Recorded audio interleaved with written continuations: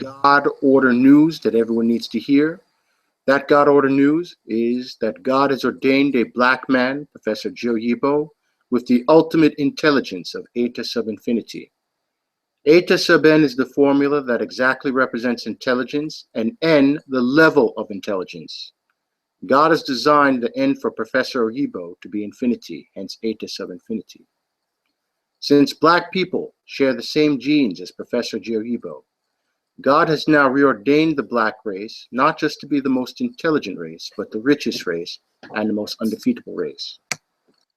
God Almighty's grand unified theorem, nicknamed GAGUT, it is a revelation from God which infallibly proved that all theorems, also called everything that exists, and all equations, also called morphisms, which can be isomorphisms or polymorphisms, past, present, and future, originate out of one invariant, Gi, defined as God.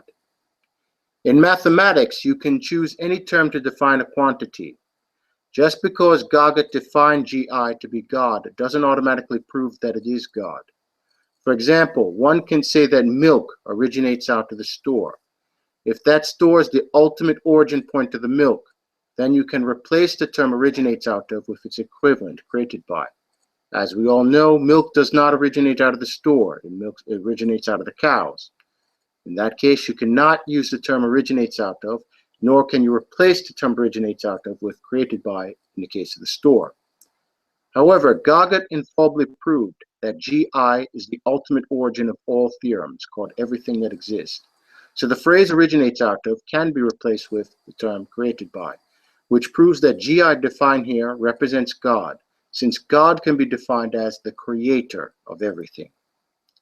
Now that God has been infallibly defined as GIJ, God's existence is infallibly proven if GAGUT can prove that something exists, which is easily done by showing that a human being exists, like yourselves and myself. Existence of a human being is the proof of the existence of the GIJ, because the GIJ has been infallibly proven to be the ultimate origin of everything. Therefore, because a human being exists, it infallibly proves the existence of GIJ, which has been infallibly proven to be the definition of God. Therefore, the existence of human beings infallibly proves the existence of God. Now, I mentioned before the term morphisms, which can be either isomorphisms or polymorphisms. They're also known as equations. They map realities onto a mathematical space, similar to like what your senses, like your eyes, your hands, ears, and so forth, do to the brains in terms of they process information onto the brains, and it is understood to be a measure of intelligence. Since GIJ, which infallibly defines God, has the totality of all equations, GIJ and hence God constitutes the totality of all intelligence. The GAGUT solution, eta sub n, which all come out of GIJ or God, fundamentally represents all isomorphisms and all polymorphisms, and therefore contains all of intelligence. It also infallibly proved that God not only contains all of intelligence, but God is all of intelligence. And God amazingly planted all eta sub n's and hence all of intelligence inside the brains of Professor Gabriel Audo Yibo, and blessed him with the ultimate or totality of all intelligence with which to understand God or everything. That's how God ordained Professor Joe Yibo with the totality of all intelligence, or the ultimate intelligence, which can be modestly stated as God has ordained Professor Joe Yibo, the greatest genius and the most intelligent human being ever created. And since the black race share Professor Joe Yibo's genes, God has reordained the black people by extension to be the most intelligent race, and that has been confirmed by Göttingen University and Yale University's research studies. At Göttingen University in Germany, the headquarters of intelligence before GAGUT, they called upon the world in 2005, in the Gauss year 2005, to celebrate the greatest mathematician prior to GAGUT, which is Professor Carl Friedrich Gauss. They have ranked GAGUT as the #1 work and the greatest mathematics work by placing GAGUT at week 26, the center of that celebration. To understand that positioning, you'd have to understand some of the runners-up. I hope that everyone now on their screen will be able to see the actual listing of that Gauss year 2005 celebration. I will bring it up so everyone can see it. As you can see here, you can see at the very top, you'll see where the cursor is circled, God Almighty Screening Theorem, or Screening Theorem by Professor Oyibo is at the very top of the list.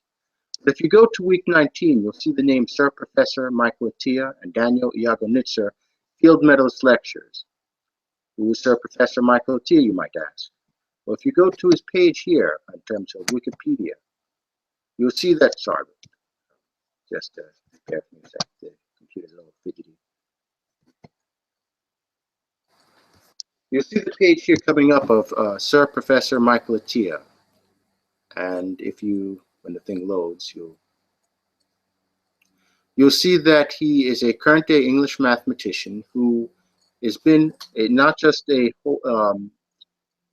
Master of Trinity College, as you can see there, Master of Trinity College in Cambridge, 1990 to 1997. But you also see that he is also a field medalist. He's won the field medal in 1966, as the cursor indicates. So what you might be asking, what is the connection there in terms of the listing and the Göttingen list? Well, Sir Professor Michael Atiyah is a successor to Sir Professor Isaac Newton, as you can see here. Sir Isaac Newton held the chair that Sir Professor Michael Atiyah once held, which was the Master of Trinity College as well. And Newton is considered to be the top three of the European mathematicians. Newton, Euler, and Gauss make up the top three. So Atiyah is a successor to Newton, who's considered to be one of the three greatest mathematicians. He is also a field medalist. If you go here on the page on the field medal, you will see here where it indicates in the second line of the first paragraph, the second to last line. The field medal have often been described as the mathematician's Nobel Prize. Sir Professor Michael Atiyah has won this award, and this award is awarded every 4 years to at least 2, 3, or 4 mathematicians, and it's been incepted since 1936. So from 1936 up until the year 2005, where the Gauss year 2005 celebration took place, you'll see here the list of the various names of the people who have won the actual field medal in front of you. If you go here, and as you can see in 1966, you'll see Sir Professor Michael Atiyah's name there. But if you continue onwards, you'll see several other people who have won the award. And what's important to understand is that up until about the year 2005, there were at least 44 Nobel Prize Award equivalents in terms of people who have won the field medal. So what's important to understand here in the listing of this particular bit is that the listing at week 19 on the Göttingen list that you were just looking at, when it says field medalist lectures, it not only contains Sir Professor Michael Atiyah's work, it contains all of the field medalist works that were up until that year, 2005. So that makes 44 Nobel Prize Award equivalents or field medals. Now, Göttingen could have easily selected a work like that, a person like Sir Professor Michael Atiyah, who's a successor to Professor Sir Isaac Newton, but also a field medalist. They could have easily selected his work to be the central work to honor Gauss. Göttingen, however, ranked that work inferior to GAGUT, which is why it's placed at week 19 as opposed to week 26. It's 7 places below. If you go to week 23, you'll see the second name here, Anatoly T. Fomenko. Who's Anatoly T. Fomenko, you ask? Anatoly T. Fomenko is a current-day Russian mathematician in the Moscow State University. He heads a mathematics department in the Moscow State University system in Russia. He is a successor to another famous European mathematician by the name of Professor Leonhard Euler. Although he's a German-Swiss mathematician, he also worked in the university systems in Russia, in the St. Petersburg, which is also known as Leningrad, and Moscow State University systems in the 1700s. So Professor Fomenko is a successor to Professor Leonhard Euler. And as I mentioned before, Euler, along with Newton and Gauss, make up the top 3 Europeans, mathematicians in the European society. So Fomenko, being a successor to Euler, could have easily been selected as a central work to honor Professor Carl Friedrich Gauss, as a successor to Euler and being the head of the mathematics department in the same university system that Euler was in. However, Göttingen ranked his work inferior to GAGUT, which is why he is placed at week 23 as opposed to week 26. And then if you go to week 24, you will see the name David Hilbert. David Hilbert, and the work that's listed there is Knowledge and Mathematical Thinking. David Hilbert is a German mathematician who comes from Göttingen University. He came after Gauss in terms of he headed the mathematics department at Göttingen, which Hilbert came as a successor to Gauss. Gauss headed the mathematics department. Hilbert came sometime afterwards. He is also considered one of the most influential and universal mathematicians of the 19th and early 20th centuries. He is also considered, because of that, to be one of the last of the great mathematicians. He is also, if you scroll here to the bottom right-hand side of the page, you will see a list of the doctoral students or PhDs that he oversaw. He oversaw at least 69 PhDs in mathematics. These are some of the famous ones that are listed here. One of his famous students, which is listed here at the highlighted, the circle, is by the name of Richard Courant. Richard Courant was one of his students who actually left Germany to come to America to create what's called the Courant Institute, a prestigious mathematics department at New York University in New York City.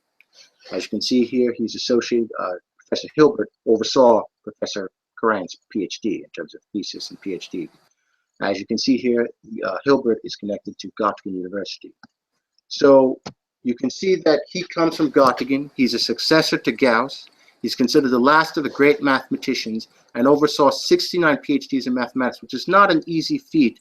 Mathematicians are usually lucky to get maybe 1, 2, or even 3 students under them that get PhDs. He had 69, and all becoming famous mathematicians in their own right. Now, in light of that, Hilbert could have easily been selected as the #1 work to honor Gauss. However, he was placed or ranked inferior to GAGUT, placed at week 24, at 3rd place, as opposed to GAGUT being put at 1st place. So why was GAGUT put at the 1st place? GAGUT has understood and decoded mathematics as a study of theorems. GAGUT, also from its definition, God Almighty's grand unified theorem, means it contains all theorems. Since GAGUT contains all theorems, and GAGUT has decoded mathematics to be the study of theorems, GAGUT has now therefore concluded that GAGUT is the study of mathematics, or contains all of mathematics. And that means it can not only reproduce the work of week 19 of Sir Professor Michael Thea, it can also reproduce the work of Anatoly Fomenko at week 23. It can reproduce the work at Hilbert at week 24. It can also reproduce all of the works of the field medalist lectures at week 19, all 44 or 43 other, including, if you include it here, it's 44 Nobel Prize Award equivalents of field medalists. It can reproduce the works of Professor Euler. It can also reproduce the work of Professor Riemann, who Professor David Hilbert actually popularized the search for the Riemann hypothesis in 1900. It can also reproduce the work of Gauss and every other mathematical work on that list or not on that list, provided that it is correct. This is what basically forced the German people to surrender that baton of excellence, of mathematical excellence, from Professor Carl Friedrich Gauss, who was considered before GAGUT as the greatest mathematician, to now, after GAGUT, they've handed that baton over to Professor Yibo, the greatest mathematician of all time that can never be surpassed. Past, present, and future. There's no attempt in the future for anyone to come up with another equation that is outside of GAGUT. Doesn't matter how long it is, whether it's 2071, 3079, or the year 10,000 or 10 billion. All mathematical formulas, provided they're correct, come out of the Gij, comma j equals 0 equation. So that means all mathematics is assumed and contained within the work at week 26, which was selected as the central work and the #1 work to honor Professor Carl Friedrich Gauss. But it didn't end there. You also have in India, you have a professor who's in the top 20 school in India called Krishendu Dasgupta. He is at, you can see here, Department of Physics at Jamia Millia Islamia, a university that was funded by the King of Saudi Arabia and is, like I said, a top 20 school in India. Dasgupta being, as you can see here, in the right-hand corner, or right side corner, or right side. So why is this particularly important? Who is Professor Dasgupta? How does he relate to GAGUT, you're asking? It goes down to what he wrote regarding the GAGUT discovery. In terms of physics, Professor Dasgupta from India concludes that Professor Gio Yibo is closer to God than any other human being because of the GAGUT discovery. It turns out that Professor Dasgupta had searched for the God Almighty's grand unified theorem, or at least what they were looking for at the time, which is a unified field theory, and he had failed in finding it. And he had heard about GAGUT and heard about Professor Yibo being blessed by God with the GAGUT formula, Gij, comma j equals 0. And upon hearing that, he wrote our university an email, which you can see here titled God's Mission and Das Gupta. It was written on July 25th, 2007, over 9 years ago. So the message goes as follows, which you can see here on the screen. Dear Oyibo, good day. I heard that you have been successful in finding the unified field theory. Congratulations. You are more close to God than any of us. You are more close to God than any of us. I was also working upon this theory. Since my theory was different, God was different to me. Please write to me, as I would like to know where I was wrong. Thanking you, yours, Krishendu Dasgupta. So what is important to take from this message for everyone who's listening to understand? First of all, like I said, Professor Dasgupta had searched for GAGUT, or at least the unified field theory, and failed at finding it. So he understood the challenges in terms of coming up with this formula. When he heard that Professor Oyibo had been blessed by God with the formula of the unified field theory, or what we now call God Almighty's Grand Unified Theorem, he wrote this letter. He was basically, even in the letter, he basically is swearing by when he declares God's mission Dasgupta. But what's more important is Dasgupta comes from a background in India, which is very heavily based, called the caste system, which is based on skin tone and color in terms of the so-called lighter skinned you are, the so-called better you are in society. And as you get lower and lower and darker skin tones, you're lower in society until you get to the actual black people in India. They're actually referred to as the Dalit, or the untouchables. So Dasgupta comes from that background. And also, Indians also, because of the Jim Crow fraud, they have conned themselves into believing that even many of them who are darker skinned than black people will still see themselves as being better than black people prior to GAGUT. What GAGUT is now forced an Indian to do, and he represents the entire continent of over 1 billion people, is when he declared Professor Oyibo as closer to God than any of us, it is a complete destruction of that caste system. He is basically looking upon someone who he would refer to before as a Dalit, and now declaring that person who had before been declared a Dalit as being closer to God. That is a complete inversion of the Jim Crow or the caste system. He is now bowing down to a black man when he declares a black man as being closer to God than any of us due to the GAGUT formula and the eta sub infinity intelligence God has permitted within Professor Oyibo's brains. So that is a destruction of the caste system and now a surrender from the Indian, because there's no amount of money you could have paid an Indian prior to GAGUT to have them even declare a black person even on equal footing, much less being superior. GAGUT forced them to now recognize the black race as being superior due to the intelligence God has blessed, the ultimate intelligence God has blessed Professor Oyibo with. That infallible ultimate intelligence of eta sub infinity has forced them to now declare Professor Oyibo as being closer to God than any of us. And he also comes from an Islamic background, which means that he could have said, oh, Professor Oyibo is like a prophet, like Muhammad, or close to Muhammad, since Muhammad is the most prominent figure in Islam. He didn't say that. When he declared Professor Oyibo as being closer to God than any of us, he is basically saying that Professor Oyibo supersedes Muhammad. Just as if he were a Christian. He could have said, oh, Professor Oyibo is a Messiah or a prophet like Jesus Christ or close to Jesus Christ. He didn't say that either. When he declared Professor Oyibo as being closer to God than any of us, he is basically saying that Professor Oyibo supersedes Jesus Christ. That is important for the audience members to digest in terms of, like Göttingen surrendered, so did Asia. Göttingen represents Europe.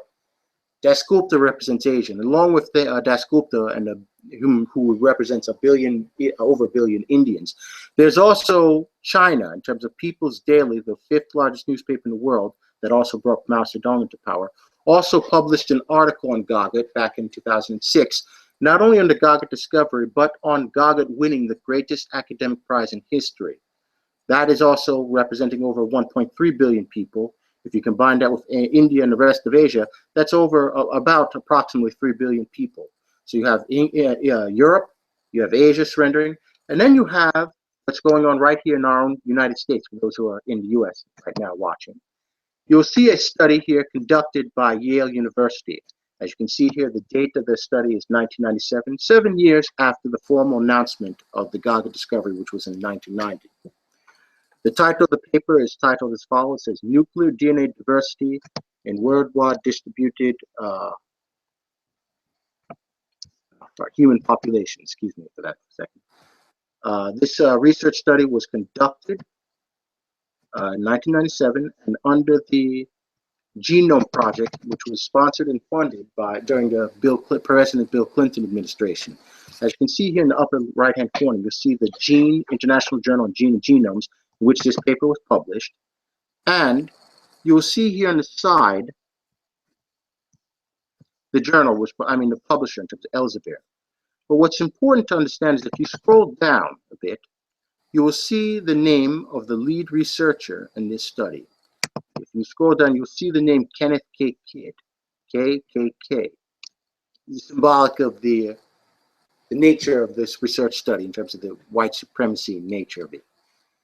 But what's interesting is if you look here, who is Professor Kenneth K. Kidd? If you look at the superscript of B that you see behind the last name Kidd, you'll see it corresponds to the superscript B down here, which the cursor is circling, which is Yale University School of Medicine, Department of Genetics,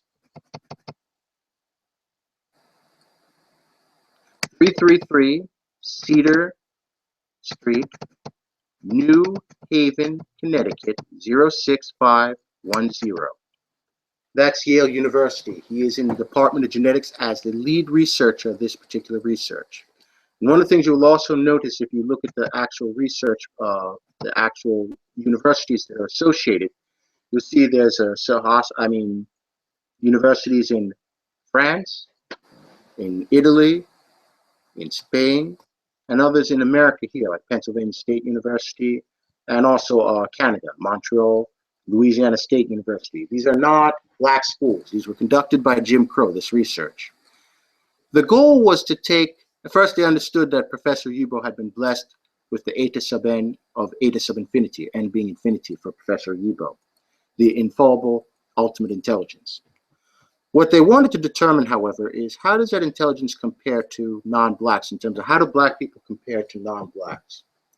They took the eta sub n formula, which is the formula for intelligence, in the labs. But several things had to be established first in order for any corrective results to be obtained.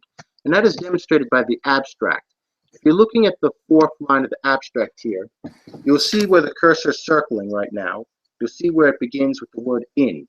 And it says, in this way, the European bias in the nuclear, just give it a second, nuclear polymorphism ascertainment has been avoided. What does this mean? When they say European bias is a synonym or another way of saying Jim Crow.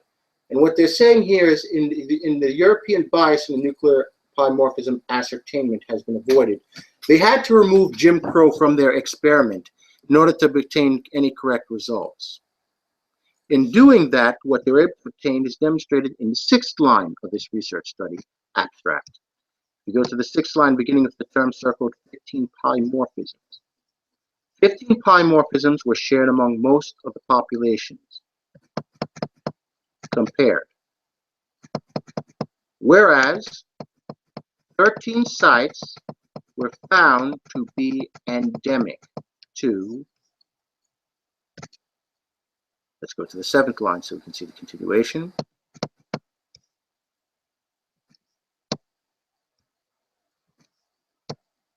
Africans and 4 to non-Africans. So what does that statement mean? The 15 polymorphisms, you have to understand again, was I was defining before, polymorphisms, which are basically a morphism, but a special type, measure intelligence.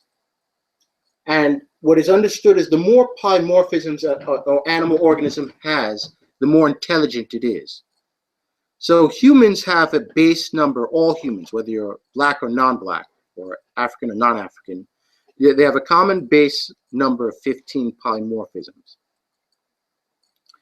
But it also stated here also that there are 13 additional polymorphisms for black people, and he said that they're found to be endemic to Africans. That is saying those 13 are additional to the 15 that are there for a common number. If you add those two numbers together, the 15 polymorphisms plus the 13 polymorphisms, you get a total number of 28 polymorphisms, and that's the count for Africans. It also explicitly states that there are 4 polymorphisms that are endemic to non-Africans. Non-Africans are non-blacks, so you're whites, Asians, Jews, and so forth. If you add the 4 polymorphisms to the 15 polymorphisms, you get 19 polymorphisms for the non-blacks or non-Africans.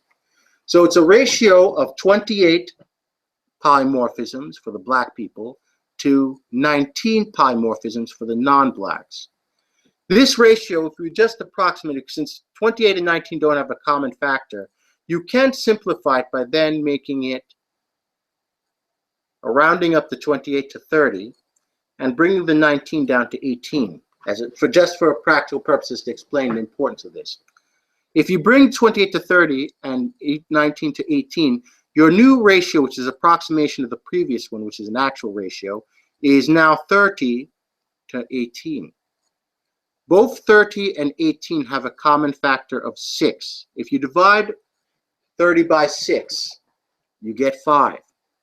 If you divide 18 by 6, you get 3. That ratio of 30 to 18 is now simplified to 5 to 3. So what is the big deal? Why is that number important? 5 to 3 in a ratio form can be put in a fraction as 5 over 3. 5 over 3 is an inversion of what Jim Crow propagated on the black people as a fraud of the so-called 3/5 of a human being that Jim Crow propagated in the black people. When Jim Crow presented that fraud of black people being 3/5 or 60% of a human being, in reality, what this particular Yale studies confirmed is that we are 5/3 of a human being. That is over 100%. If you take that fraction, 5 over 3, and you convert it into it, since it's an improper fraction, you can turn it into a mixed numeral, which is 1 2/3. That approximately in a percentage form is 167%, approximately.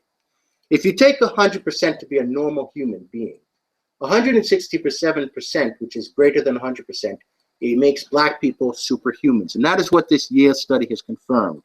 It has confirmed, in effect, that the black people are the most intelligent race, with a ratio of 28 intelligence DNA strands, or 4 polymorphisms, compared to non-blacks who have 19 intelligence DNA strands, or 19 polymorphisms. So what is important to understand right now is that this is what we call the God order that we want to share with everyone. It's mathematical, it's scientific, and it's official. After 2,500 years of fraud regarding the reality of the black people, God has now reordained the black race as the most intelligent race, but also the richest race and the most undefeatable race. And we want to share this God order with everyone today so that they can understand what is going on in terms of this particular God order and God study. I mean, the particular order and the information that has been brought to our people's attention.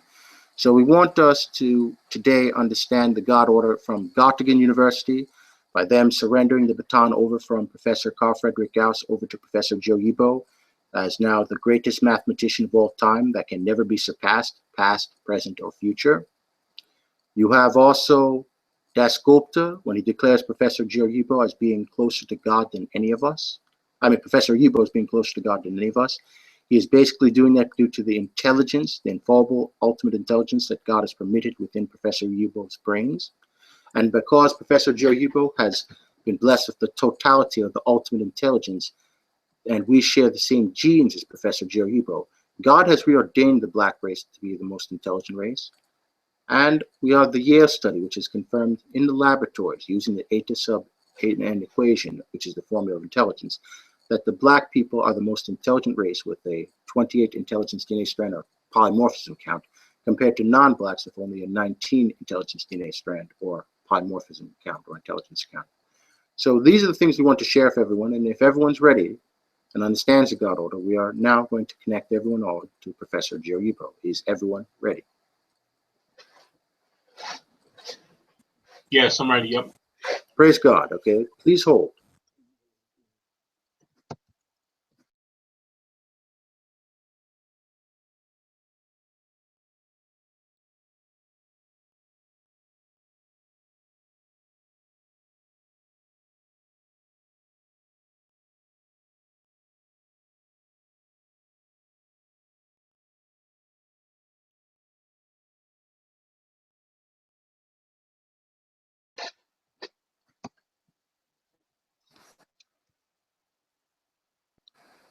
Okay, good afternoon, everyone that is listening.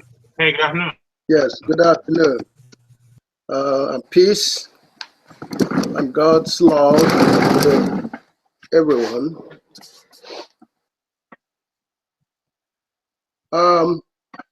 Yes, we are here to basically share with the world the God order, which is part of what have been introduced by Professor Glover a little while ago. And so this is very important because in creating us, God had one thing in mind, which is to come and glorify God. That's the only reason God created us. And God gave us all the tools we need in order to do that. The most important being a piece of God, God's self, which is intelligence. And so, so what we're dealing with today is how God is being challenged by ignorance. And yeah, let me be real loud so people can actually see.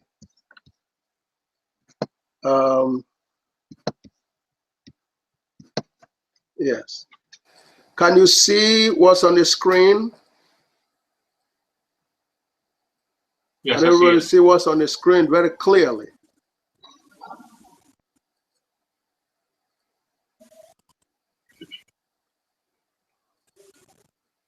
Mr. Gozar, can you hear it?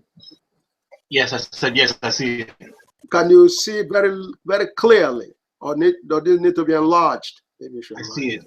Yes, I see it. Okay. All right. Is it very readable to you right now? Can you read it very clearly? Yes, I can. Okay. Well, let's see. Okay. Now, okay, if you can read it very clearly, I want you to do it again before I do it. But make it very clear so people can really hear you, because this is part of the God order. What you have here is the professors, the staff and faculty of Harvard University demanding an opportunity to do the one thing God created all of us to do, which is to glorify the Almighty God, by getting GAGUT into their university. And so I want you to read that as clearly and as you know, you don't have to break your voice, but make sure it is, somebody can hear you read that, because you are trying to help communicate the God order to humanity. So if you can see it, unless you want us to enlarge it, I would like everybody to be able to see. Yeah, give me one more shot. Okay, there you go. Okay, yeah. Okay, good. See if you can see.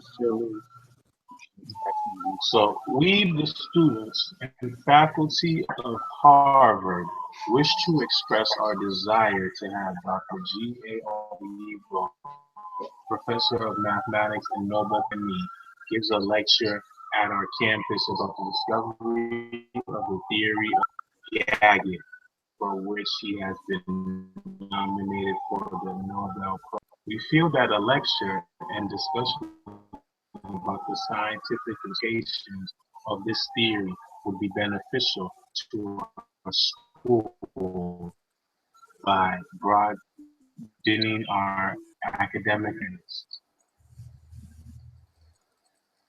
Okay, and social awareness. All right, that's good. I'm gonna go, John. Maybe you do it again yourself.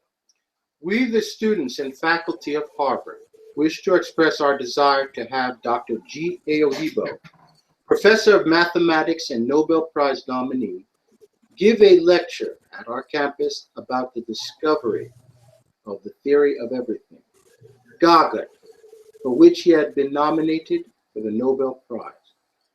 We feel that a lecture and a discussion about the scientific and social implications of this theory would be beneficial to our school by broadening our academic and social awareness. Thank you. And I'm going to read it again, which is, we, the students and faculty. For those who don't use that word, faculty is another term for professors of Harvard University, considered by some rankings to be the #1 university, when you don't consider GAGUT, of Faculty of Technology. Of Faculty of Technology, of course, is #1. Harvard will be considered #2. And the reason of Faculty of Technology is #1 is the very writing itself of the professors from Harvard University. When they asking GAGUT, begging the GAGUT, Harvard administration to introduce GAGUT, it is them acknowledging GAGUT, which comes out of the Faculty of Technology, is the source of their knowledge, the ultimate source of their knowledge. Therefore, we have to be superior to be the source of their knowledge. We have to be superior to Harvard. So if Harvard is #1, that is counting in assessing the universities without a Faculty of Technology. This is part of how you differentiate between loud talk or propaganda and reality. You know, Faculty of Technology will only deal with reality, that is theorems. So in front of you, you see an aspect of theorem that people don't usually talk about. Over the last 25 years, very few people have come to understand about existence of a university called Ofapit Institute of Technology. That is the headquarters of intelligence in the universe. Therefore, it's far superior to Harvard University and every other university in the world. Part of that evidence is what we have here. Now, I'd like people to ask questions. Like I said before, you know, here, ground zero is where you differentiate between the God order and the human order. The ranking that you know, does not acknowledge GAGUT or Faculty of Technology is a human ranking.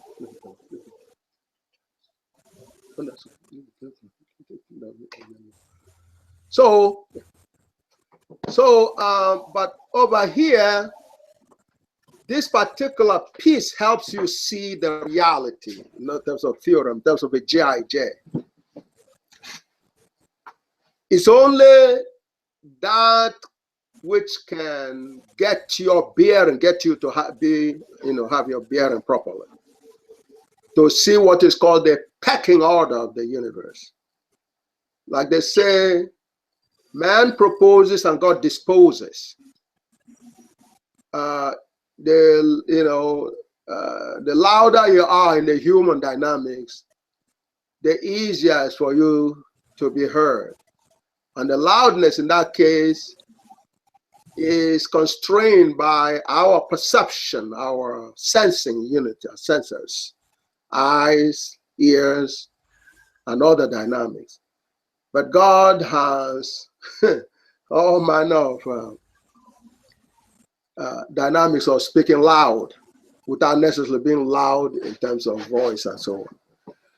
So that's what's happening by none other than the professors. That's the cream of the crop. That is the center of the importance, the significance of Harvard. That's the professors, staff, and faculty.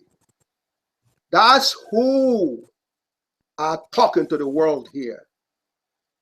In the process, the contradiction that eventually is going to try to overwhelm this which ClayMath is part of is going to be clear to you. Okay? So, but we have to get your bearing started by telling you, hey, Harvard is number one on the list where you don't count to 5 pieces of technology, because of 5 pieces of technology is extraordinary.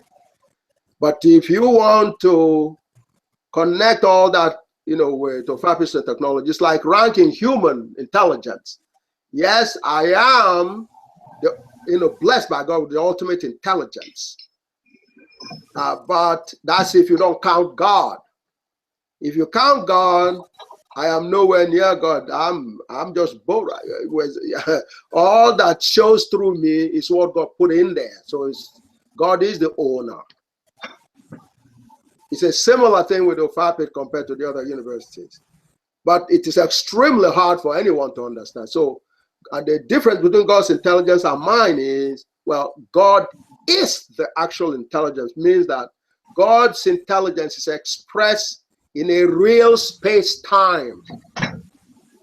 Mine is in a transformed space-time, which is the etas of n, or etas of infinity. That's the difference, and it's an extraordinarily huge difference. Although we're able to see things, everything, but God sees it in a real space-time. Mine has to be transformed. That's why it's going to take me time for me to evaluate the dynamics in order to prove a theorem, get a specific theorem out of the general formula, etas of infinity. So therefore, I want you to understand and keep that at the back of your mind as you are hearing and seeing this piece of document. We, the students and faculty or professors of Harvard, wish to express our desire to have Dr. G.A. Oyibo, professor of mathematics, a Nobel Prize nominee, give a lecture at our campus about the discovery of the theory of everything. In reality, it's called God Almighty's Grand Unified Theorem. Theorem is a theorem. Okay? Nobody thought a theorem could come out of any human endeavor that is one theorem that is the only theorem, and the rest, which were called theorems before, will be called corollaries. They will just be little children of this overall theorem. That's what God has given, and you can't do better than that. The only thing that's better is God, the theorem itself, which is God. So it was, even though, as a matter of fact, that point is extremely important in the sense that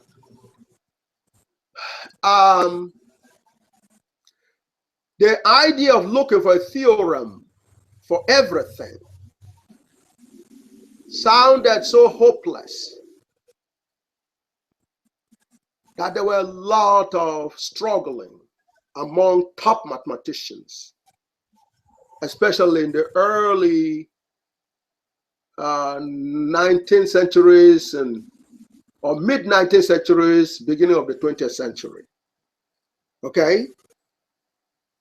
Where people were thinking about, gee, what are we going to do? That's the dynamics that led to the nickname given by mathematicians to David Hilbert, where they called him the last of the great mathematicians. And he and others began to examine the dynamics of whether you could actually find one theorem that unifies all theorems. Okay? Everybody was wondering if that was possible. Most people agreed that was not going to be possible. So therefore, there was an understanding that the best we could hope for is the unify or the theory of everything. Now, that was supposed to be science, a scientific kind of dynamics. Since GAGUT has defined mathematics to be supposed to be the study of theorems. But for mathematicians, the lack of confidence that we can actually find one theorem that represents all theorems, and the individual small theorems become corollaries, was not going to be possible. So it was agreed that some level of consensus that, therefore, if we can't find one unified theorem for entire mathematics, therefore we have to settle for what is called axiomatic mathematics. In other words, mathematics that would make assumptions, that is based on axioms. You lay down your axioms, then you set up your theorems, which in effect becomes a theory. Because whatever you concluding with that situation cannot be universal throughout mathematics. It will simply be based on your axioms. So axiomatic mathematics was born. And so if mathematics has become axiomatic, then mathematics then will be shredded to infinity, because a branch can be defined by just axioms. I mean, I wasn't born then yet, but that certainly was already, how can I say, painful to me in my grandparents' system where I was hiding during that period.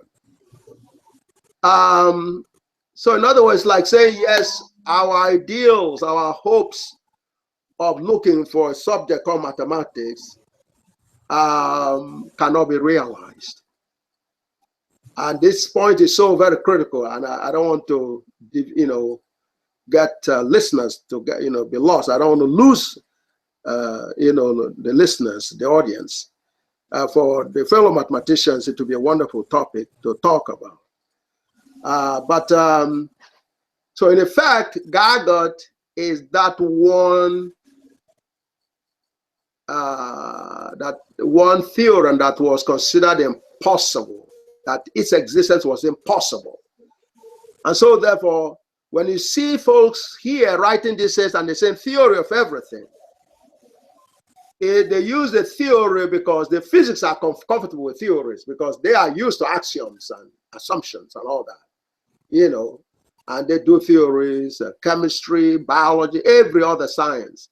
And for the non-mathematical, they are more in a hopeless situation. They are border on qualitative knowledge, which is good, but you understand. So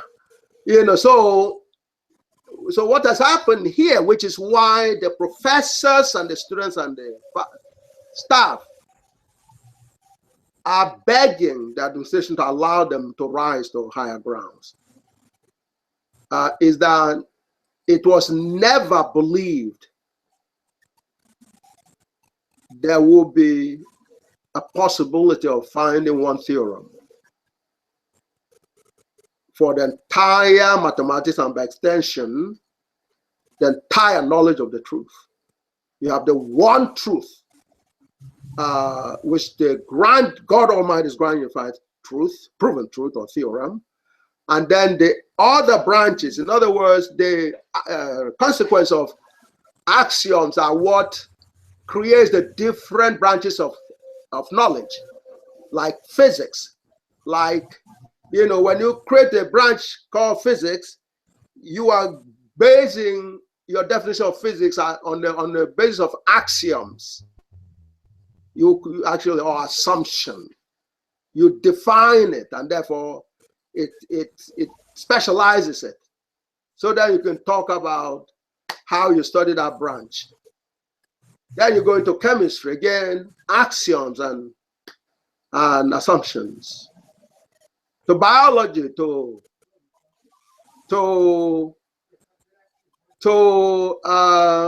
psychology. This point is so very critical. I hope everybody's listening.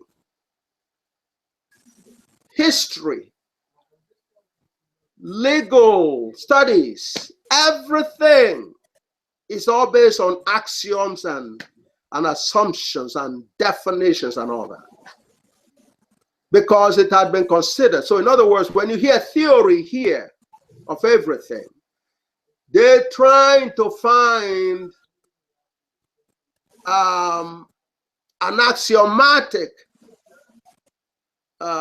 guess that can somehow link the various branches of knowledge together. And of course, over here, they're beginning with mathematics. So the point is, GAGUT further defines mathematics not only as the study of theorems, but the study of theorems as well as the very highest understanding of any branch of knowledge. That's what mathematics represents. That's why you can have regular biology and scientific level theories, assumptions, again, as usual. And then when you get more sophisticated, you begin to get more scientific. You have biophysics. You're on your way to higher grounds of understanding biology. Then while you're there, you already begin to use equations. And before you know it, you will be now defining mathematical biology. So it's still the same biology subject, but you now go into a higher level of understanding that discipline of biology. From the regular biology to biophysics, you're going a step higher. You're getting deeper in your understanding. Then you go on to mathematical biology. Before GAGUT, it was considered that was the highest level you could understand biology, because then it has become quantitative. But GAGUT takes us to the ultimate level, which is GAGUTical biology, is the ultimate. And GAGUTical biology, therefore, is studied from the Gij, comma j equal to 0. So obviously, I could be losing lots of you by now. But that's simply to explain the state of things before quantitization. Principia bragged about taking physics or natural sciences to a quantitative level, from the qualitative level to quantitative level, where you talk about mathematical physics. Rather than, gee, you're looking at stars and look at their motion, it looks beautiful and all that. And then you could make some guesses and so on and so forth. You want to get into a mathematical quantitative description of that, which is, seeking a more precise understanding. It is in that sense that mathematical physics was considered before GAGUT as being the highest level you can understand physics. And that's one of the things that made Newton famous. This point is also very critical. Now, so if you go into chemistry, the same thing. Regular chemistry, physical chemistry, and then mathematical chemistry. Then you go into even psychology, although that's not very popular. You have regular, you understand, you're going to go through. That's true for every subject, including history or politics. Onto the very highest level, which is the GAGUTical level. If it's GAGUTical level, they will all be unified by the geometry of the truth. And so you could seek the one truth, infallible truth, out of which all those corollaries called subjects and branches originate. This is extremely important. That was what was happening even within mathematics between the late 1800s and early 1900s, and eventually led into axiomatic mathematics, through which a conclusion was reached that, well, from then on, and that's the era where Professor David Hilbert was extremely popular, was very influential, and was producing those 69 PhDs in mathematics. So, and he was brainstorming with the people about, well, we can get an ultimate theorem. We might aspire to search for ultimate theory. In other words, how do we broaden our axioms and assumptions so we could cover every little axiom that we have in creating our theorems? So that's the basis of where the so-called modern mathematics began. That's their base, that's their roots, axiomatic mathematics. So now, so therefore, meanwhile, the various branches become theory, like number theory. That's the dynamics that made me sad, very sick indeed. I believe that mathematics has to be like any other branches of science, has nothing unique in it, because it's still based on theory. And so what you see here, which is why this document is extremely critical, in terms of the professors, staff, and students of Harvard, were very eager. This was in the early 2000s. They wanted to, just like what's happening in Germany, Göttingen was distributing GAGUT publications to their citizens. That's why Göttingen is so far ahead of everyone. The Harvard professors and MIT professors were begging the administration, but people like ClayMath and the forces behind them were attacking humanity by frustrating all the efforts like this. That's what we mean by ClayMath being anti-human. ClayMath is not what it appears they're supposed to be.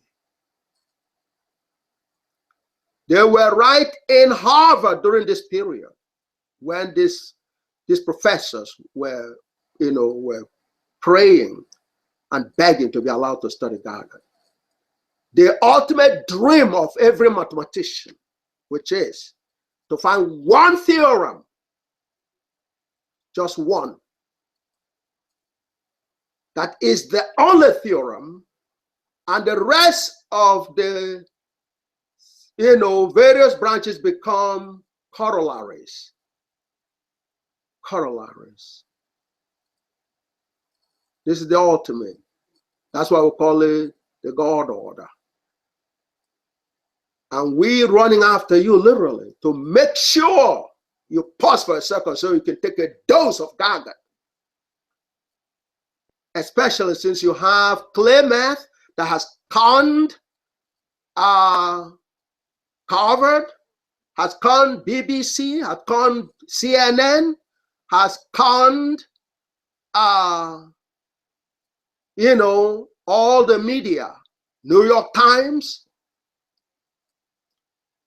in order to make life miserable for humanity and the rest of the world. And waiting for such a time where they could steal GAGUT. The whole program, right, since 2000 has been a process of, ClayMath trying to steal GAGUT. And obviously, the shabbiness and the lack of understanding that is used in that process, their desperation to make sure people don't understand GAGUT. And while I mentioned those that are collaborating with ClayMath, don't you leave out Wikipedia. Wikipedia is a full partner with ClayMath. They don't love humanity. They're very, very, very anti-human. Wikipedia has nothing on GAGUT, just like Clay has nothing on GAGUT. They are the same institution. Quite a few people have challenged Wikipedia, and each time they are so atrocious, so ferociously attacking the people who tell them, hey, why don't you have anything on GAGUT? And yet they're trying to convince the world they are the only source of knowledge on the internet. And humanity is being attacked that way. It's extremely sad. Okay?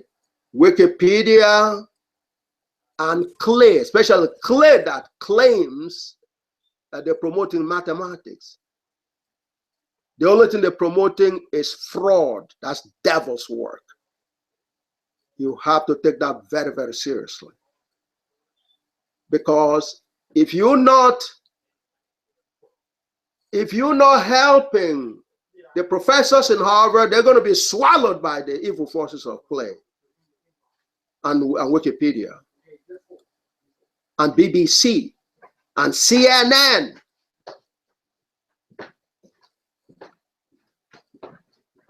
And all the other institutions that are following through. See, these professors are suffering. These are supposed to be people helping humanity to learn. And they've been handicapped here by ClayMath. That's what's happening. And so, the faculty are calling on humanity to help them out. They've been doing that now for over 10, 12 years. And nobody has helped them yet. And ClayMath and Wikipedia and BBC are bragging and like they're having a ball disseminating the devil's message. GAGUT is the only message that we should be about. So they're asking for the help of every human being. You see, something like this is very easy to derail humanity from, because there are certain features that could be exploited, like the race factor. They say, oh yeah, you was a black person, therefore this must be black and white. As you can see from this list, it's not black and white kind of thing. God created us all, and therefore God transcends.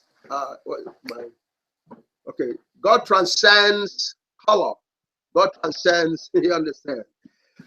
So it is people who are working for the devil. Devil means ignorance. That's what devil means, really. God, is represented by GAGUT, and the devil is represented by Clay and BBC and CNN and Wikipedia, because they are blocking these people and they're crying. Some of them got punished immediately, and we're going to see that from the MIT piece. So, but they're asking, we, the students and faculty of Harvard, wish to express our desire to have Dr. G.A. Oyibo, professor of mathematics and Nobel Prize nominee, give a lecture at our campus about the discovery of the theory of everything. That's where the word theory comes from. Because through the time of Hilbert, Professor Hilbert, that's a brilliant mathematician, he struggled. And that's why you must give praise to God to the story from Göttingen University. That shows a lot of legacy that I wish the rest of Europe and other parts of the world can emulate. In that respect, the Germans have shown their superiority over the rest of Europe by looking the truth in the eye and say, hey, this is the truth. This is what we've all been looking for, GAGUT, and put it right in the center. BBC is not able to do that because Wikipedia is not doing that because you understand, ClayMath is supposed to be the master. How could ClayMath, that has absolutely no mathematicians there, be directing the world on mathematics? Shame on you, ClayMath. You don't know a damn mathematics, so therefore you should be ashamed of yourself to even get the impression that you could decide what goes on in mathematics. That's extremely sad. You put yourself in that kind of position. First of all, you appoint yourself, and now you're creating a lot of suffering for humanity. These professors from Harvard are suffering, and the masses must rescue them from the evil forces of ClayMath.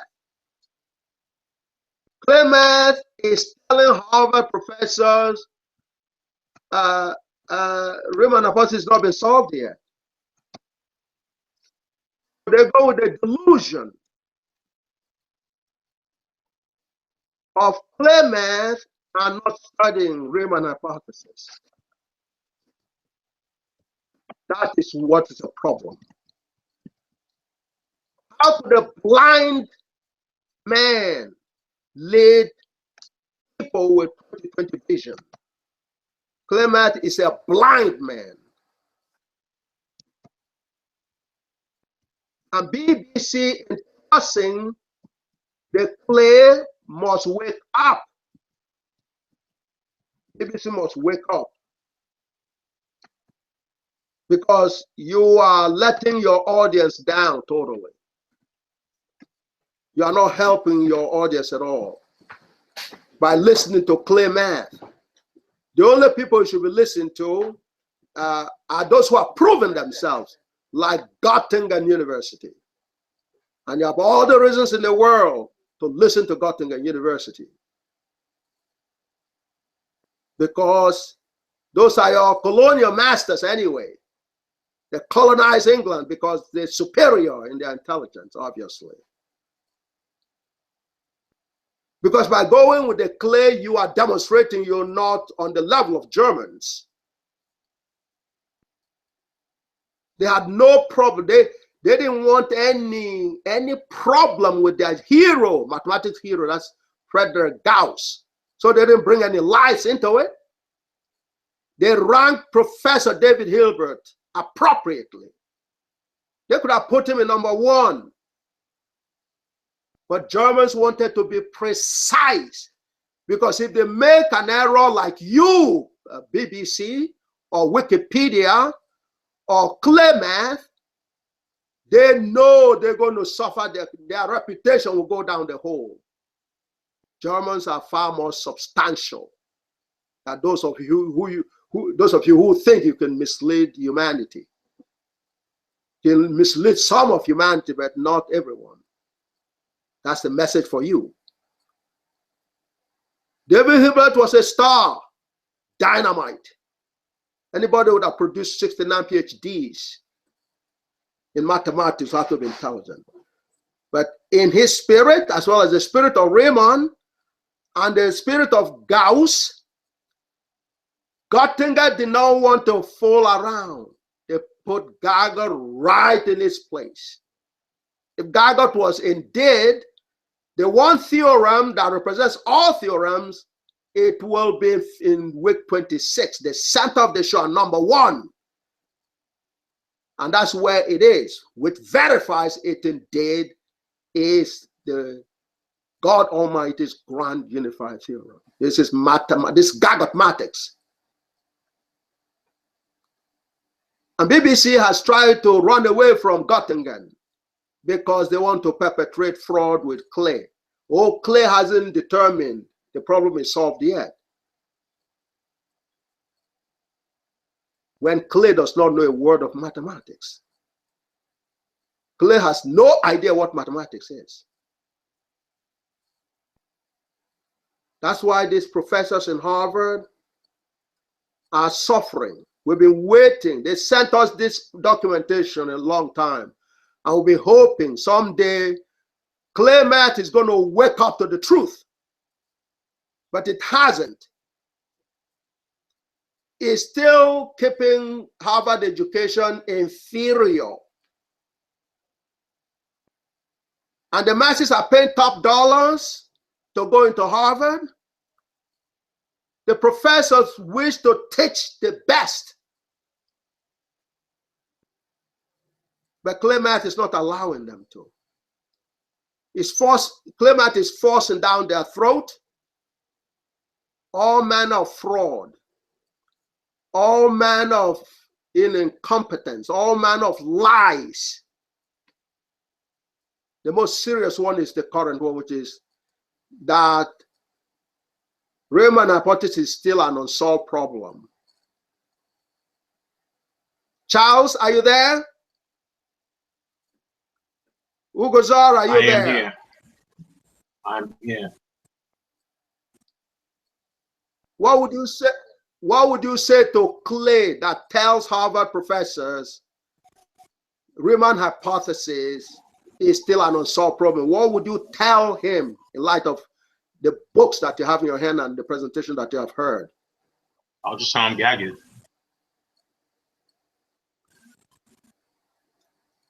Is Riemann hypothesis an unsolved problem? It's definitely solved. You need to have your voice heard. It is definitely solved. Tell Clay and teach Clay and send them a bill later on. No problem. Yes. And listeners, you can, yes. Professor, speaking about the book, I want to know if I can be able to mail some of my books.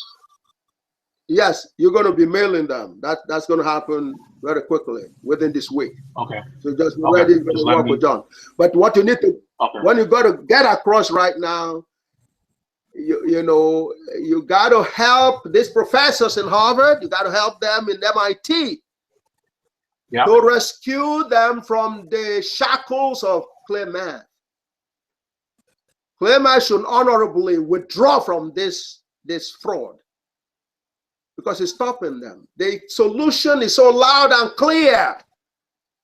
8 minus eta sub 0 natural log of 2 plus log of u times e to power I multiplied by 2j plus 1 pi. That is the exact infallible solution to Riemann hypothesis. Clay, you ought to be ashamed of yourself by misleading the world and saying that problem, that solution doesn't exist, because you have not so-called recognized it. If they have to wait for you to present a fraud later on, nobody will, humanity will probably, they will be lost, because you will not be able to, you obviously do not understand that. So that's what's wrong. These professors,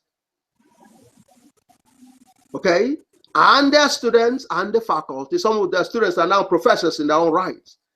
And yet Clay is still telling them Riemann hypothesis has not been solved yet. Okay, so I'm hoping humanity listening to this can take some action.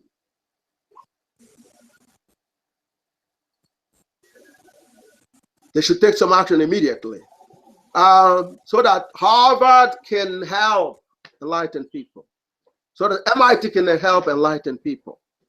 Because they're asking here, please allow GAGUT into our campus. Okay, and they were waiting during this period, obviously, because they recognized that GAGUT was nominated, for which he was nominated for Nobel Prize. Okay, they waited for years. That's another partner in crime to Clay. That's Nobel Foundation. But if we have an opportunity, we'll show you how how that is playing out in terms of a fraud being perpetrated by criminals, Nobel Foundation. So they know, but these professors and faculty know that Professor Ibo was nominated for Nobel Prize in physics because, like I said before, GAGUT is the one theorem that contains every other corollaries. The corollary for physics could be called the GPJ. That would be physics. Be GPJ. Which will satisfy GPJ, comma J equal to 0. Okay, I still have something on my screen. Oh, okay, it's gone, it's gone. But it shrunk, please, just hold on. This is extremely important. Yeah, it's not the screen. Oh, okay, yeah. You understand? So you're on that. So, the theory of everything, like I told you, in other words, theory needs assumptions, and in mathematics they call it axioms. Okay? So axioms are what defines physics in terms of how you could narrow in the group of truths that we can represent as GPJ. But part of what is correct in the GPJ will be those. The corollaries that will be relevant within the GPJ will be those that satisfy within a subset within the GIJ that satisfy the GPJ, comma J equal to 0. But the solution to all of them independent of their axioms or branches of knowledge or branches, divisions, have been solved through the exactly solved the solution, the proof of the theorem. And the corollaries have been proven already through eta sub infinity or eta sub n. That's done already. That's what you're hearing from in my presentation. I'm not talking like regular scientists or regular individual or regular mathematician. I'm talking as the ultimate mathematician or ultimate GAGUTmatician. In the process, not only do I know all of mathematics, I know all of physics, all of chemistry, all of biology, all of law, all of everything, every attempt, every procedure, every discipline that aspires to learn the truth in that discipline. The differentiation or specialization of a discipline, therefore, is the axioms. That's all there is. Now, that's what part of the credit, with Professor David Hilbert. He held the dynamics of axiomatic mathematics. Now, but he came into fame, studying invariance. That's why the Germans, were very, very meticulous in terms of very careful to place GAGUT properly. David Hilbert wanted to find GAGUT. And he was on his way because he was studying invariance. Look him up on the Wikipedia, ironically. That's the only thing Wikipedia can do, is to give some, half information about people like that.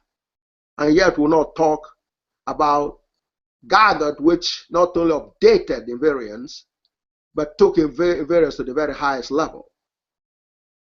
So David Hilbert was working on invariance. But, he was constrained by how much he could understand invariance. In the process, he was able to settle for axiomatic mathematics. And that's where mathematics was divided into pieces. So So that's why you get number theory. Even when they talk about cohomology or any number of, you understand, the various so-called disciplines, there are billions of them, literally. So it was so painful for me because, you know, as a young person studying geometry, I couldn't see. I mean, and I guess it must be the spirit of the Galas, the ancient Africans who got used in introducing geometry. I didn't see a room for theory in geometry. I couldn't possibly see a room for theories in geometry. Geometry is so loud and real. So talking about number theory, I never could get over. I never could deal with it. I couldn't convince myself to publish a paper on the so-called number theory. Why in the world am I talking a theory in number geometry? But it is what was believed to be the best during that time. And so the dynamics of invariance, you know, restricted Hilbert and all the others. So axiomatic mathematics prevailed. So when they talk about theory of everything, in other words, the approximate unifying axiom that bring together all the various axioms in mathematics is what will be considered a theory here. And by extension, to the various scientific or even physics, if we concentrate on physics, the G2j, you know, there will be some kind of unifying assumption set, which is what is called the theory. Now, at this point, is not this. You know, I could spend the whole presentation, so I'm going to try to get to it, leave you there, and then, you know, we'll go on and we're going to revisit it again. Okay, so what is presented therefore is what I've done is to give you a sense of what is GAGUT. Okay, what in fact is GAGUT? GAGUT is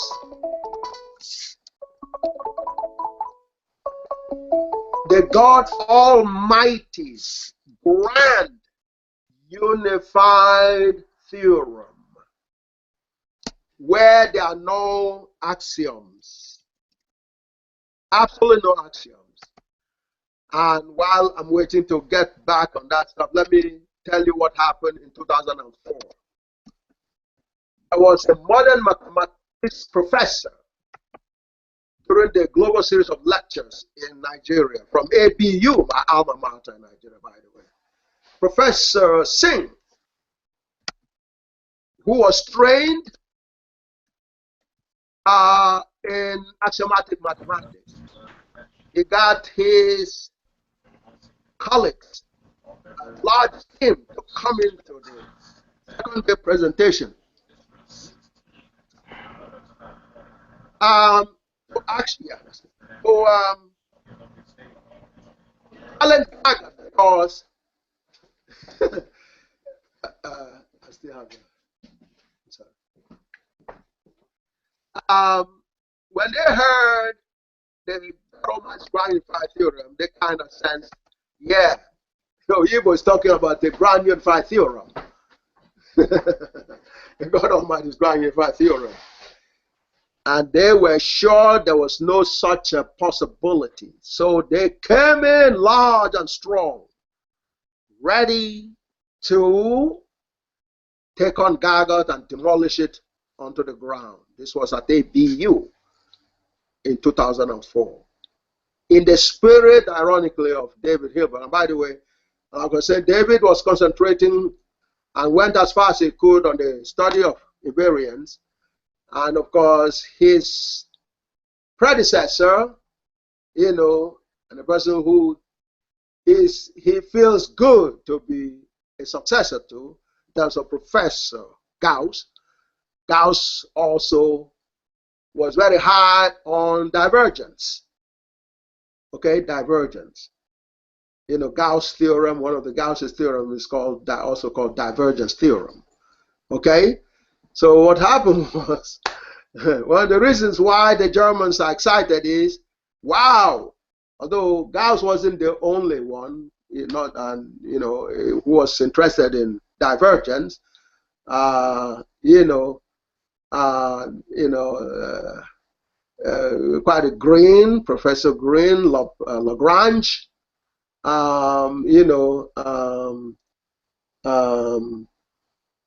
grad, guy where we get grad from. He's a Russian, Gradowski. He actually was one of those who actually proved the divergence theorem. But so there are quite a bit of mathematicians who are interested in divergence. Okay, so you have a group of mathematicians, very top ones, that were looking into divergence, and another group that were very interested in gradient invariance. And what God has done through GAGUT is to bring those two together, two groups together, as in the divergence of an invariant is actually zero. That's part of elegance of GAGUT. So this is a very huge. So they wanted Harvard to bring in GAGUT so they could take their knowledge from the level of that Professor Hilbert, left mathematics, okay, to much higher grounds. So they're still calling it a theory of everything, when in fact it is the theorem of everything. So, but they appropriately call in the parentheses God Almighty's grand unified theorem. So, for which he has been nominated for the Nobel Prize. Nobel Prize and their agents told us here the only thing Oyibo will get is Ig Nobel. Okay. In the process, they properly define themselves. In other words, the prizes they give Ig Nobel is really what is given. So, because everybody knows, like these Harvard professors, they know that I'm more than qualified for Nobel if Nobel was real. So if Nobel wasn't real, then it needs to be ignored, and we can show you some of that evidence, which is what ClayMath is really looking for very desperately. Plus, they don't have any reputation to begin with. For people who cannot add 2 + 1 to get an answer, and then still claiming they are the authority, the #1 authority in mathematics, shame on ClayMath. Shame on you. That is too bold for you to use your own level of ignorance to try to dumb down the God's creatures. You don't know a thing about mathematics, very, very clearly, because you continue to tell the world the G2j does not exist. It's all over the internet. The whole world's saying they're laughing at you, Clay. And that's how you're going to overwhelm yourself. Your own ignorance is going to swallow you. There's no continent, I don't know of any university that is not studying the G2j right now. And you're busy telling them, like you're telling these Harvard professors, well, it is still an unsolved problem. That's supposed to be some power. No. That is ignorance. Total ignorance. So they say, we feel that a lecture and discussion about the scientific and social implications of this theory would be beneficial to our school by broadening our academic and social awareness. One of the pieces of social awareness, I'm talking about Harvard, recently the Harvard president has tried to show some level of righteousness by saying, hey, Harvard should acknowledge their role in the so-called slavery. Now, slavery, you understand? Slavery is a Hollywood act, especially when you call black people slaves. Black people are invincible. Black people, that's what you're seeing in the whole dynamics with GAGUT. You can't enslave black people. Only in your wildest dreams. To enslave black people is to say you are ready to enslave God. There's nothing between black people and God. So, but the spirit in which, they said the president was discussing the situation was, yes, Harvard made money through the Hollywood dynamics in which they call black people slaves and so on and so forth. I'm representing the black people. I'm giving you GAGUT. God is giving you GAGUT, right on through my brains. How could you claim to enslave my people?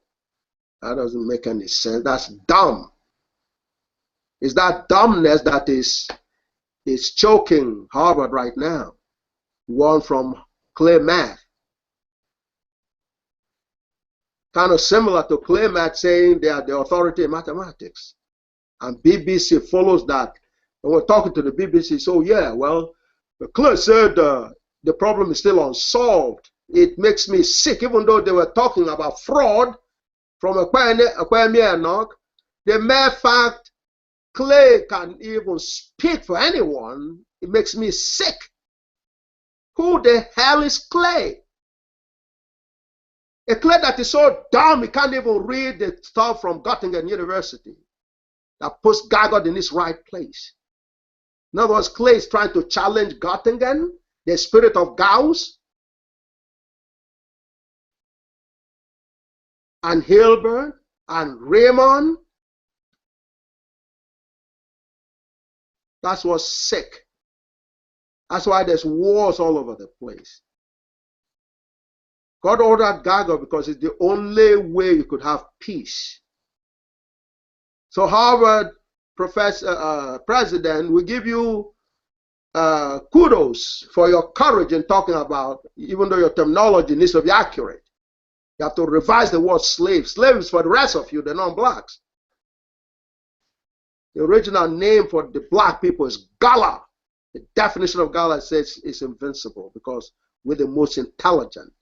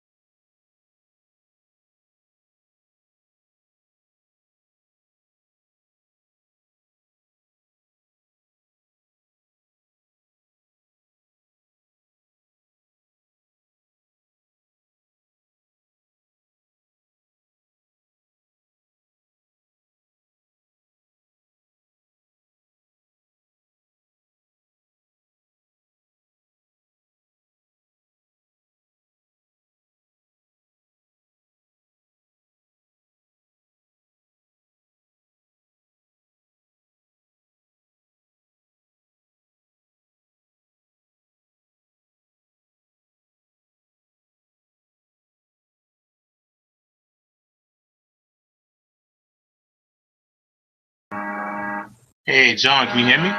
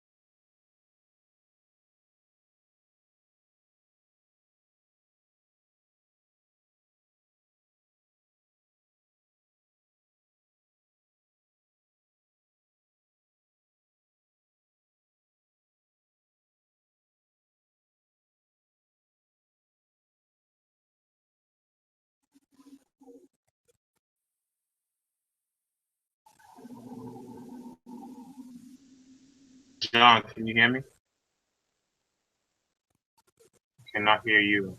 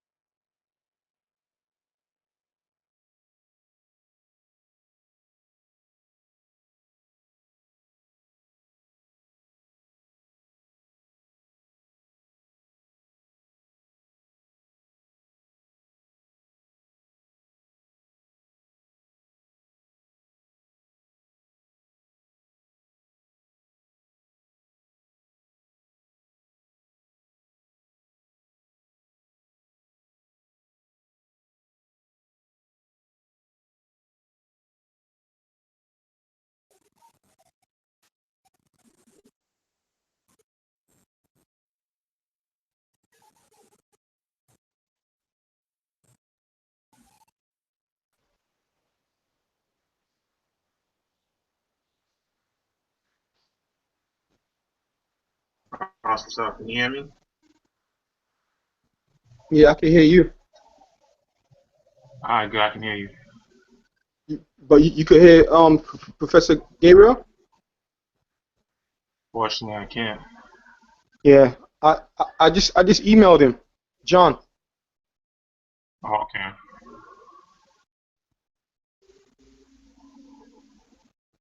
what are you gonna Let do? me try calling him.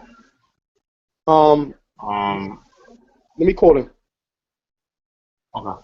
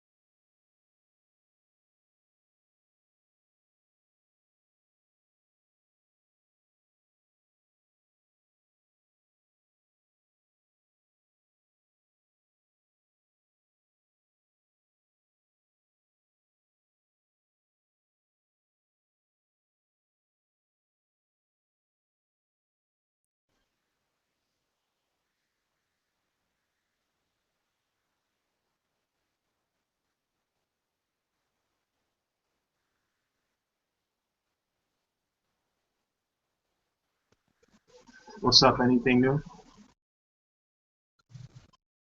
Nah. Okay. He has, you know, what it is his audio is blocked. He's got it muted. That's what it is. Okay. Yeah, it's muted. What's up, you? Anything new? Nah, just watching this and doing homework at the same time. Oh, okay. Where you going to college for? um. Hold on.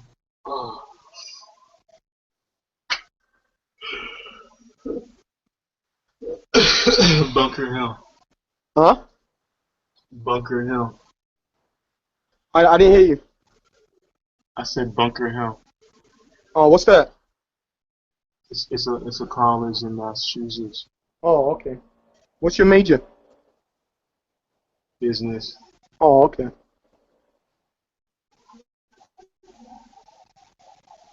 Yeah, I'm trying to listen to him what he's saying, man, but I can't get through, mate. Your accent sounds British. Are you nationality wise? I know obviously you're black, but nationality wise, are you originally from Britain? Yeah, Oh, okay. yeah. I currently live in Brooklyn now.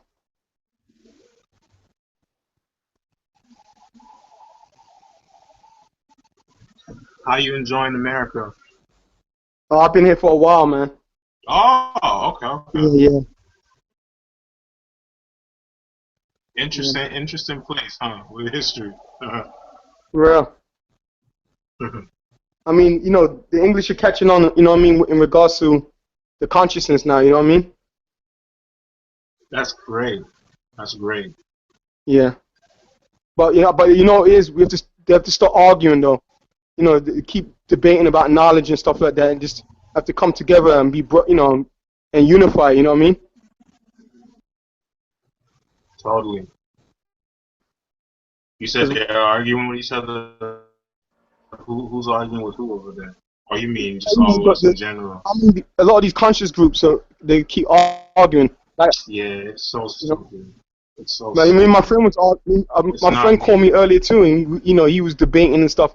I told him it's about living it. You know what I mean? It's intrinsic. Mm-hmm. It's intrinsic. It's not. It's not. It's not also. It's not only external. You have to live it. Mm-hmm. You have to live what you're saying. It's not just talking about it, but live it. You know, and it's like we get more caught up into the knowledge part, and then that's when all the you know the rifts start. You know what I mean?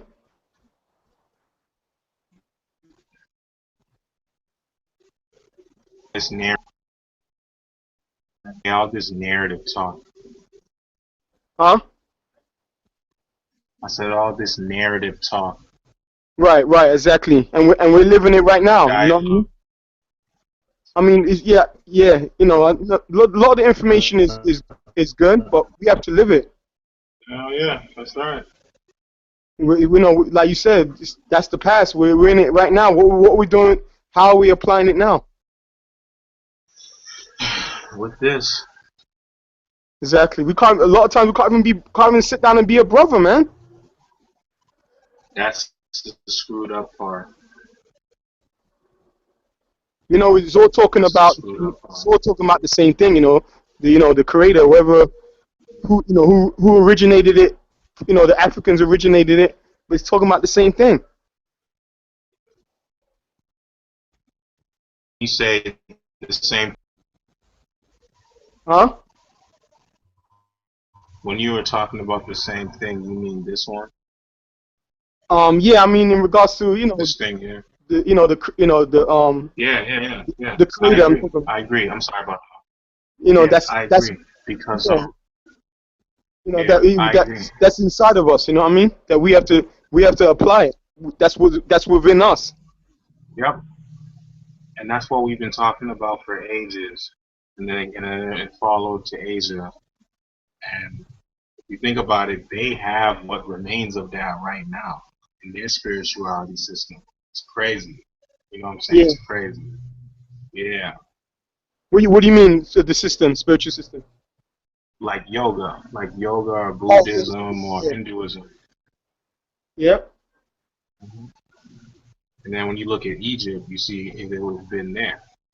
They did the exact same thing. As a matter of fact, more of it. Yeah, it's the same thing. Because the Indians, they got what was left from what's it called? They also took Tantra, which came from Egypt as well. While the Asians got yoga and Buddhism. It's very Right. interesting how it's split. I mean, it's interesting. Yeah. Because of the migrations, you know what I mean? A lot of the people they spread out. The Sand people in South Africa look exactly like Asians, except dark skin with more Oh, melanated features. they got the eyes too, the chinky eyes, or They got the eyes too, yeah. wow. The Sand people, Is that SAN. is that the Cambodians, right? Because the Cambodians look they look black too, right? Yeah, I mean it's so crazy how when you look at the South Africans, when you look at say Cambodians or any other Asians, like the Sand people, or I forgot the other name for them that tribe there.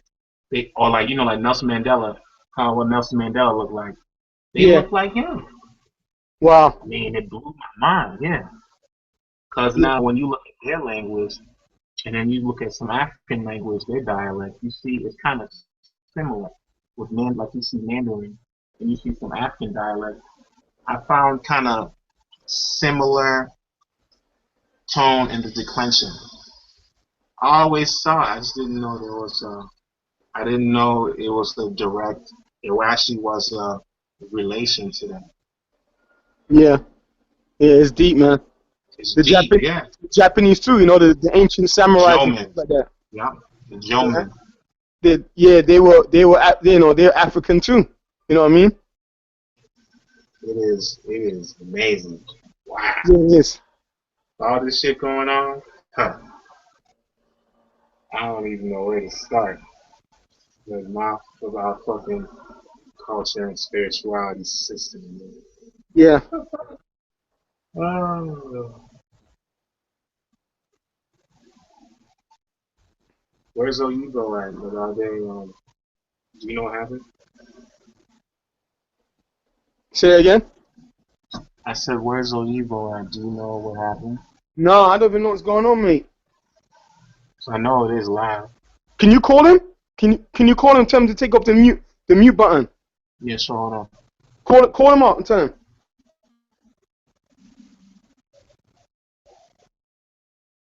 Cause I don't have his number.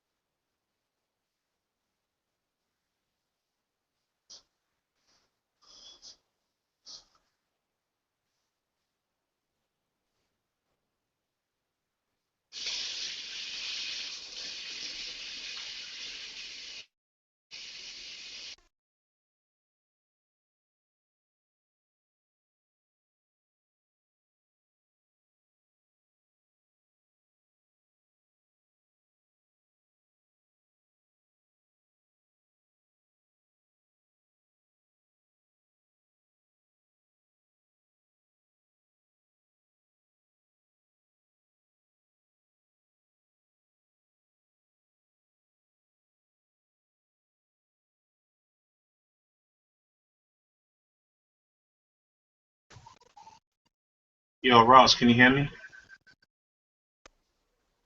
Yeah, can you hear it? Still can't hear it. I just called him. He said he was gonna fix it. Oh, okay, thanks. I don't know.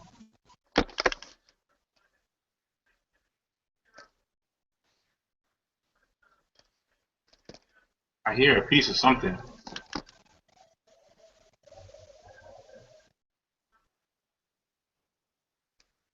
Yeah, I don't hear anything.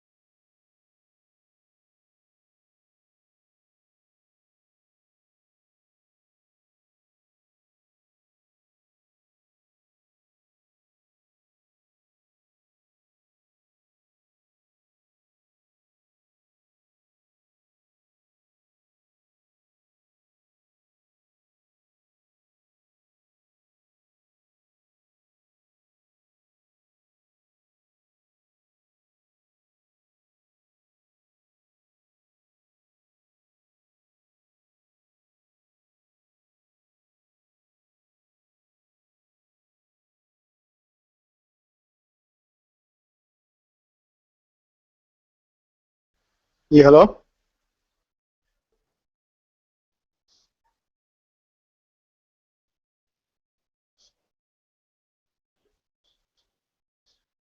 Clemens, you there?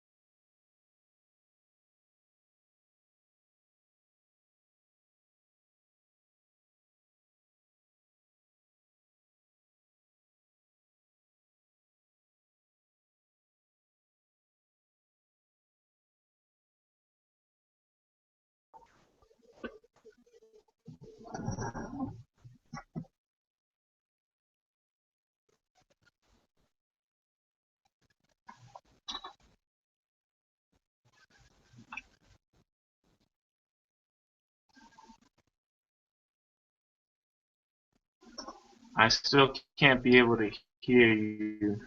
I don't know if you can hear me.